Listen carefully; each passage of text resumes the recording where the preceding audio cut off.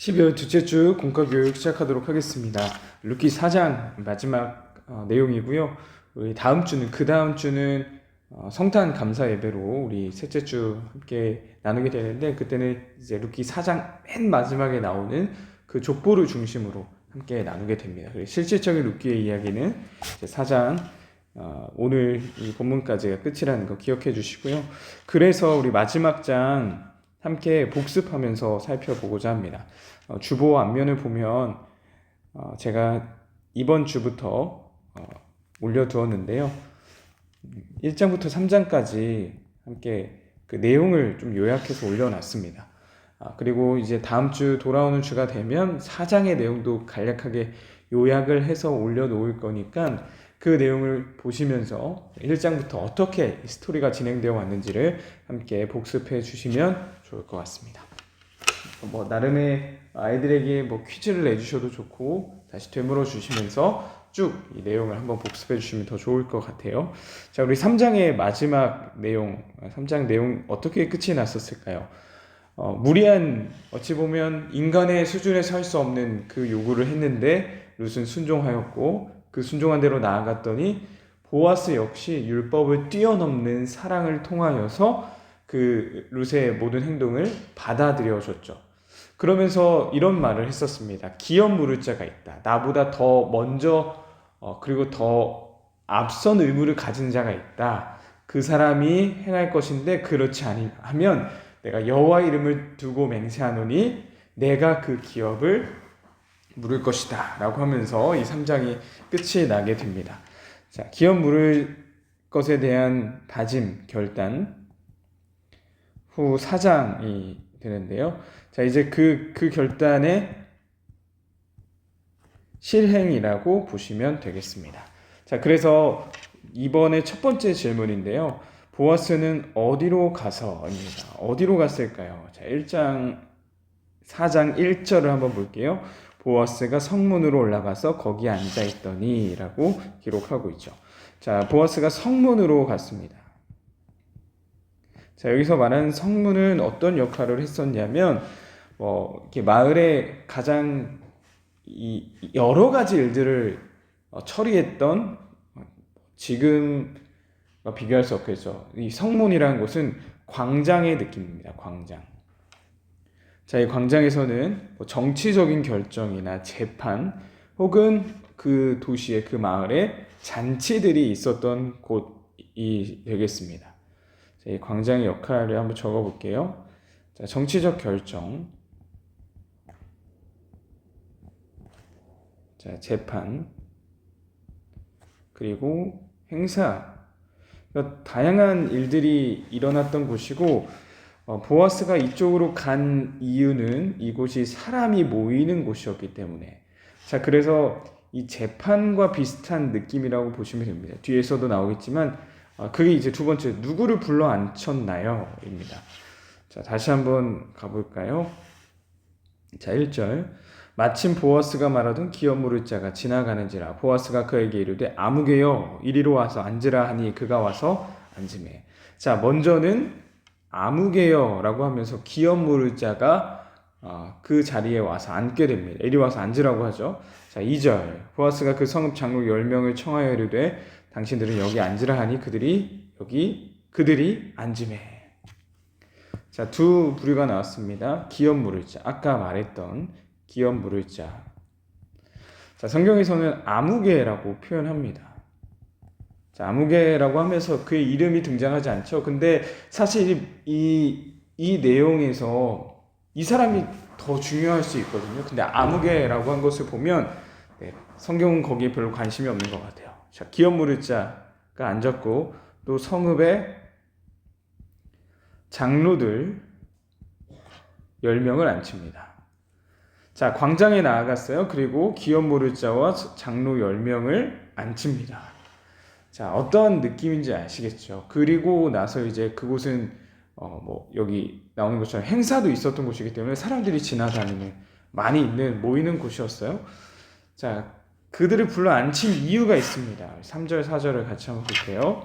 보아스가 그 기업 물을 자에게 이르되 모압 지방에서 돌아온 나오미가 우리 형제 엘리멜렉의 소유지를 팔려 함으로 내가 여기 앉은 이들과 내 백성의 장로들 앞에서 그것이 사라고 내게 말하여 알게 하려 하였노라. 만일 내가 물으려면 물으려니와 만일 내가 물으지 아니하려거든 내게 고하여 알게 하라. 내 다음은 나요 그 외에는 물을 자가 없느니라 하니 그가 이르되 내가 물으리라 하는지라. 자, 그 이유가 기록되고 있습니다. 바로 이 기업 물을 자에게 이 의무가 있다는 거, 그래서 당신에게 그 의무가 먼저 있으니 이것을 이행해야 된다라는 걸 말해주고 있는 겁니다. 자, 그래서 이유는 기업 물을 자의 의무 이행. 자, 근데 기업 물을 자가 아무개가 1순위, 그리고 그 다음이 보아스라고 하고요. 그 다음은 없다라고 기록하고 있죠.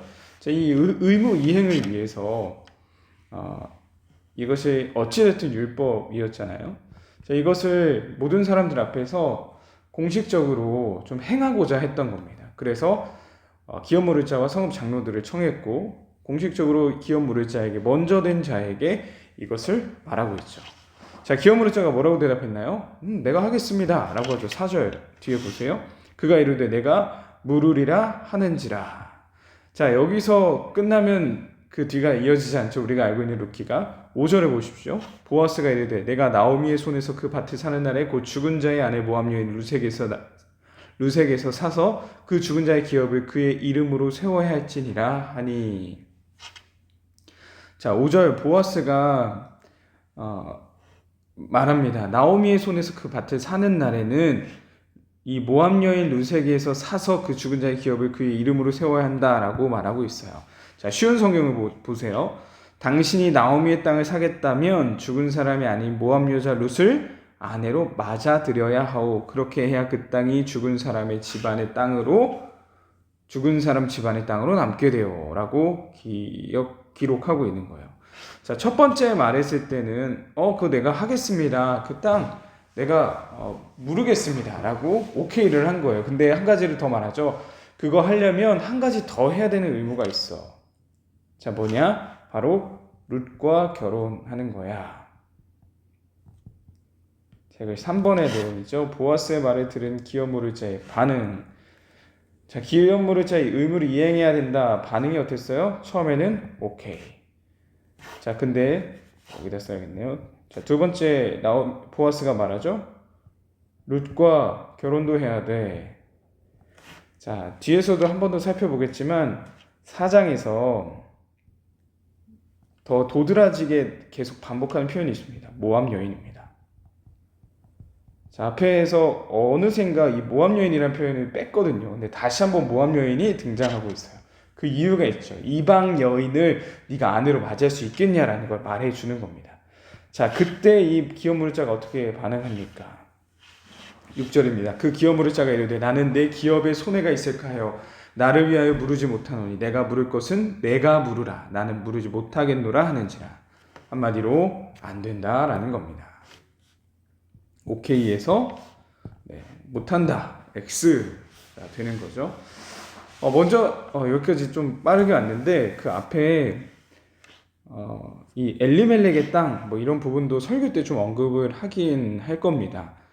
어떻게 해서 이제 10년이나 지났는데 나오미가 다시 한번 그 땅을 이제 자신의 소유인 것처럼 주장하고 있는가 이런 부분들 간단하게 살펴보려고 하고요. 당시에 있었던 이 기업 땅에 대한 메시지를 조금 이제 다루도록 하겠습니다. 원래 이 땅이라는 건 선물입니다. 하나님이 주신 선물이기 때문에 누군가의 소유권 주장이 사실 없다고 보셔도 돼요. 자, 그런데 지금 어떻게 된 일이죠? 자, 10년이 지났어요. 자, 10년이 지났기 때문에 이 땅에 이 출처가 불분명한 겁니다. 자, 기근으로 베들레헴을 떠날 때요, 가지고 있던 땅을 누군가 소유하도록 했거나 누군가에게 넘겼거나 아니면 주인이 없어졌기 때문에 자연스럽게 누군가가 그 땅을 경작하고 있거나, 아마 이 두 가지 중 하나이지 않을까 싶습니다. 누군가에게 넘겼거나 주인 없는 땅이 됐거나. 자, 아마 이러지 않았을까 생각이 돼요. 자, 이렇게 오케이 했다가 룻과도 결혼해야 돼. 아, 그럼 못하겠어 라고 했을 때 보아스의 반응이 7절부터 12절에 기록되어 있습니다. 자, 좀 길긴 한데요. 한번 보죠. 7절, 8절을 보면 옛 이 관습을 말해주는데 이 절차인 거죠. 한마디로 무엇이냐, 신발을 벗어서 지금 우리가 한 말 그리고 우리의 거래를 확정짓는 행위입니다. 이전에 있었던 풍습을 지금 하고 있는 거죠. 자, 그리고 9절부터 12절까지 말씀, 자, 이 내용을 한번 볼게요. 보아스가 장로들과 모든 백성에게 이르되 내가 엘리멜렉과 기럨과 말론에게 있던 모든 것을 나오미의 손에서 산 일에 너희가 오늘 증인이 되었고. 자, 중요한 표현이 나오기 시작합니다. 뭐냐면 너희가 오늘 증인이 되었다라는 표현입니다. 자, 증인, 여기서 증인들은 누구입니까? 바로 여기 있죠. 앉힌 사람들이. 자, 증인들을 세운 거예요. 공식적인 자리고, 이제 내가 이 나오미와 이 가정의 기업 물을 자가 되겠다라는 거에 증인이 되어 달라라는 의미가 되는 거죠. 자, 신을 벗으며 계약 혹은 거래를 확정시켰죠. 자, 그리고 증인이 되어 달라. 자, 증인이 되어 주십시오 라고 하는 것 자체가 내가 이거 반드시 행할 거니까 그 증인 서달라라는 거죠. 한 번 더 3장에 나온 표현처럼 하나님 앞에서 내가 하나님의 이름을 걸고 맹세한다라는 것과 같이 이제 당신들이 증인이 되어 준 것처럼 나는 반드시 이걸 행할 거다라는 의미를 담고 있습니다. 자, 이렇게 해서 보아스가 기업 물을 자의 이 의무를, 사랑의 의무를 기꺼이 행하게 되는데요. 조금 더 뛰어넘어서 볼게요. 13절 말씀. 자, 읽어볼까요? 이에 보아스가 룻을 맞이하여 아내로 삼고 그에게 들어갔더니 여호와께서 그에게 임신하게 하심으로 그가 아들을 낳은지라. 자, 보아스가 룻을 맞이해서 아내로 삼았다 라고 기록하고 있고요. 하나님 임신하게 하셔서 아들을 낳았다. 자, 어떻게 결론 맺고 있습니까? 결혼이죠. 결혼과 출산입니다. 자, 보아스가 룻을 아내로 맞이합니다. 그리고 출산까지, 자, 하나님께서 출산하게 하시죠. 아들을 낳았고요. 자, 이거는 이제 크리스마스 때 성탄 예배 때 하겠지만 이제 다윗의 조상이 되는 겁니다. 다윗의 조상이자 예수 그리스도의 조상이 되겠죠. 자, 이 결론을 맺고 있습니다. 룻을 아내로 맞이해서 출산하게 되었다. 그러니까 사람들이 보는 앞에서 이 모든 걸 행하였고 보아스의 가족, 보아스와 한 몸이 된 거죠. 이거 성경의 원리이기도 한데요. 여기서 우리가 살펴보고자 하는 것은 바로 아까 위에서 살펴봤었죠. 위에서 잠깐 언급했었죠. 뭐냐면 4장에서 뜬금없이 좀 나오는 없었다가 다시 등장하는 표현들이 있었다고 했어요. 뭐냐? 자, 룻을 뭐라고 표현한다 그랬어요? 모압 여인이라고 합니다. 자, 여러분 당시의 이방인들을 어떻게 대했는지 아시죠? 하나님께서도 굉장히 이제 경계하셨고 계속해서 말씀하셨던 게 이방인들과의 통혼, 결혼을 금지하셨습니다. 굉장히 경계하게 하셨죠. 네. 자, 그런데 이게 정말 가장 안 되던 시기잖아요. 룻기 어느 시대입니까? 사사 시대죠. 이 원주민들과 뭐 크게 다르지 않게 살아가던, 그래서 자기 속에는 옳은 대로 살아가던 시대가 바로 사사 시대였거든요. 자, 그런 모압 땅, 모압 여인인 거예요. 이방 여인인 거죠. 자, 근데 그 여인이 지금 어떤 결론을 맞이하고 있어요? 보아스와 한 몸이 됩니다. 이제 룻은 더 이상 모압 여인, 이방 여인, 배제되고 소외된 존재가 아니라 이제 한 가족.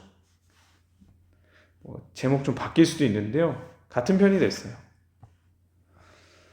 자, 이게 룻기가 보여주는 대반전이라고도 볼 수 있고 은혜인 거죠. 이방인이 한 공동체의 일원이 되었다라는 거.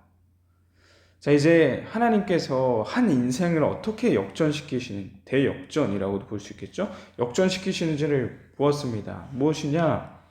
바로 맞아주시는 거예요. 네. 신부 삼아주시는 거죠. 네. 이방 여인 룻이 그저 맞아주심, 받아들여 주심에 의해서 한 가족이 되었던 것입니다. 자, 여기서 우리는 놀라운 하나님의 구원을 발견할 수 있습니다.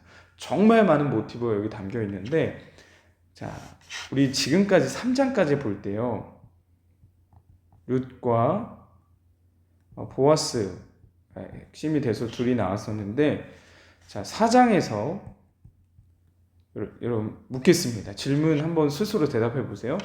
룻이 뭐 했어요? 룻이 한 게 무엇이 있죠?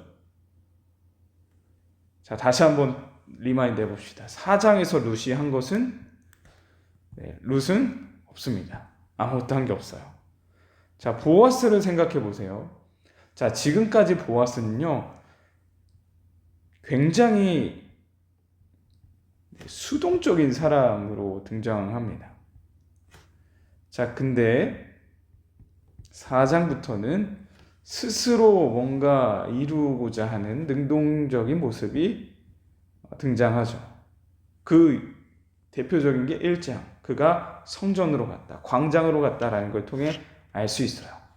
자, 그러니까 4장의 이 놀라운 구원의 이 결론은 보아스를 통한 능동적인 보아스의 행위를 통한 룻의 수동적인 은혜, 받아들여짐을 그리고 있는 겁니다. 자, 이것은 정말 보아스를 이제 예수 그리스도로 보거든요. 그건 이제 모든 개혁주의 신학에서 이렇게 이 보아스를 예수 그리스도로 보는데, 자, 이것을 통해서 우리는 구원론으로 좀 마무리하려고 합니다. 구원론. 자, 구원론 저희 이게 제자반 하면서 또 봤었는데, 자, 우리 이것을 통해서 어떤 구원의 서정 중에 무엇을 볼 수 있냐면요, 바로 칭의예요. 칭의. 의롭다 여김을 받다. 의롭다 하심에 대한 선언이죠. 선언. 자, 보통 이 구원의 서정이라고 한다면 7개에서 9개 정도를 이제 봅니다. 크게 뭐 다르진 않는데, 우리가 제자반에서 살펴봤던 거 7개였거든요. 그래서 칭의 배우고 그 다음 성화를 배웠었어요. 자, 근데 이 사이에 9개로 보는 이 관점에서 무엇이 있냐면 양자가 있습니다. 양자 삼아짐, 자녀 삼으심이라는 의미죠. 칭의는요, 간단하게 말해서 하나님과 올바른 관계가 되었다는 거예요. 더 쉽게 말해, 그래 너 내가 인정해줄게, 합격, 이겁니다. 근데 칭의는 내 상태랑 상관이 없어요. 내 상태에 상관없이 의롭다 여김을 받는 겁니다. 그럼 누구 때문에 가능한 거예요? 나의 죄를 대신해서 죽으신 예수님 때문에 가능한 게 칭의인 거예요. 자, 그 은혜로 말미암아 예수 그리스도의 이 행하신 십자가의 대속을 통해서 우리가 이제 칭의, 하나님께 인정받았고 하나님 편에 서게 됐다는 겁니다. 자, 이 그대로 어디에 나온 거예요? 룻기 4장에 나왔어요. 룻의 상태와 상관없죠. 보아스의 그 어떠함으로 인해서 이제 룻은 받아들여지게 된 거예요. 자녀 삼아지게 된 겁니다. 같은 공동체의 일원이 됐습니다. 누가요? 이방 여인이요. 자, 이 놀라운 구원의 은혜가 담긴 이 룻기 4장을 우리가 더 기억할 수 있었으면 좋겠어요. 룻이 한 거 아무것도 없거든요. 보아스의 그 뜨거운 사랑, 구령의 열정, 하나님께서 보아스를 통해 보여주신 그것을 통하여서 그저 받아들여진 존재라는 거죠, 룻이.